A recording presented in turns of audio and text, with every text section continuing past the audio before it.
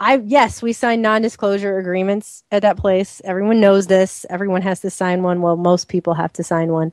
And yes, since we left, we're in the, we've been not so subtly reminded multiple times that we signed that and that we better shut our freaking mouths. And now for something completely different. The Koch brothers, from what I've read of these meetings, put out a lot of really good information. All this sounds really great what the Koch brothers are doing. People are very much unaware of the front groups, unaware of how their thoughts are being manipulated and how their actions are actually being manipulated in many cases.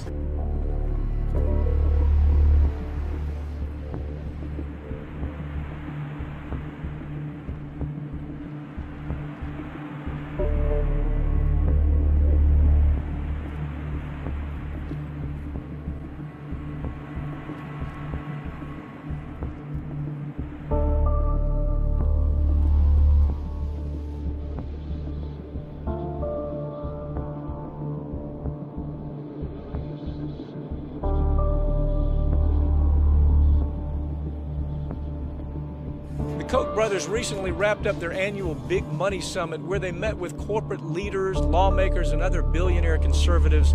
Their plan is to buy what's left of our democracy.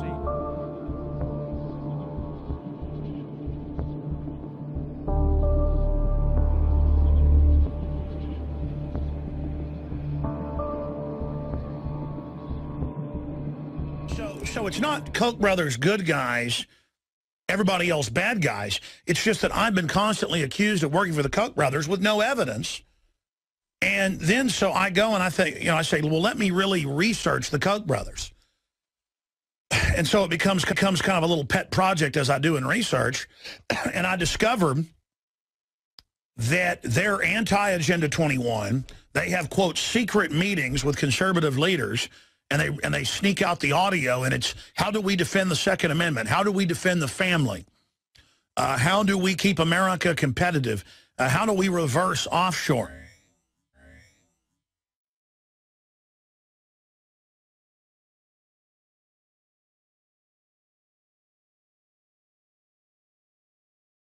If I can finish what I'm saying, I noticed that your organization, Cato, wrote a really interesting report. I have it right here, where you say the key to our economy is to outsource jobs, outsource jobs, outsource jobs. Now, that might be what the Republicans believe. That might be what the U.S. Chamber of Commerce. Do you know Daniel Griswold? Yes, you do, because he wrote the report. Of course. Well, I have the report right here where you say the way to solve our economic problems is to send jobs to India and Saipan. So that's what you have to live with.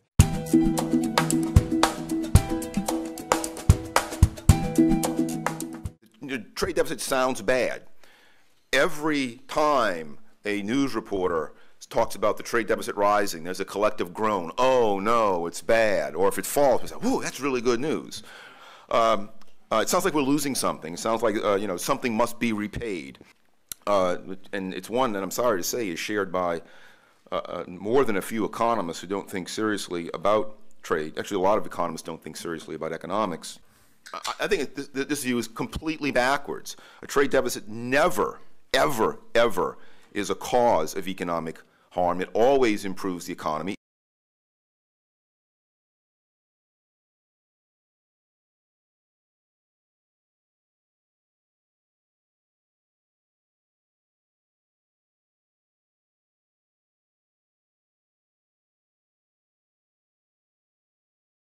The Koch brothers have funded a lot of anti-union, anti-worker legislation, not just here in Wisconsin, but across the country. And so people in Wisconsin are here to say that, Walker needs to get over his coke addiction and to really respect workers' rights to organize.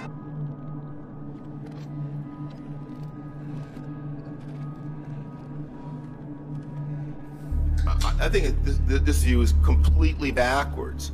A trade deficit never, ever, ever is a cause of economic harm. It always improves the economy.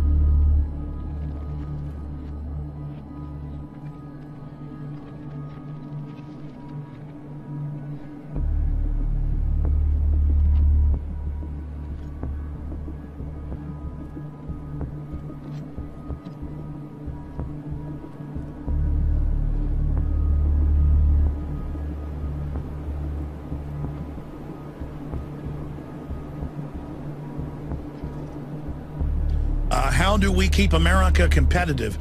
They've got Bernie Sanders, the socialist. But the Koch brothers said in 1980, and I believe it is their view today, quote, "We support repeal of all laws which impede the ability of any person to find employment, such as minimum wage laws." Their debate is we should repeal the concept of the minimum wage. And what does that mean in real terms? It means that in high unemployment areas in this country, where workers are desperate for jobs, if an employer says, "I'm going to give you $3 an hour," and you say, "I can't live on $3, the employer says, "Well, I got 20 other people who are prepared to take that job." That's their goal. That's their goal. They do not believe the federal government should be involved in providing at least a minimum wage.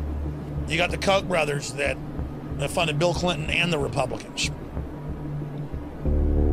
But those are the classic boogeymen. It's not that I'm saying they're good. It's just that that's all you ever hear about. What about the Rockefellers? What about the Rothschilds that control trillions? What about the Rockefellers? What about the Rothschilds that control trillions? That is the perfect example of why Alex Jones is so dangerous. He takes people who have legitimate concerns that we're getting screwed over by the very wealthy who have aligned interests and gives them some type of rubber ducky toy to play with that is all about conspiracies and Bilderbergers and people talking to owls in the woods. That's the real truth is over here. Play with your diddle. Let me play with my diddle thing over here. Pay no attention to the guys who are putting $1 billion into American politics.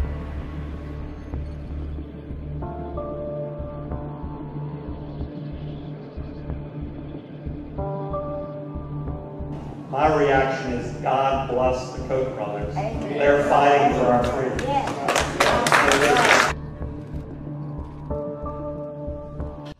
The Koch brothers, from what I've read of these meetings, put out a lot of really good information. All this sounds really great what the Koch brothers are doing.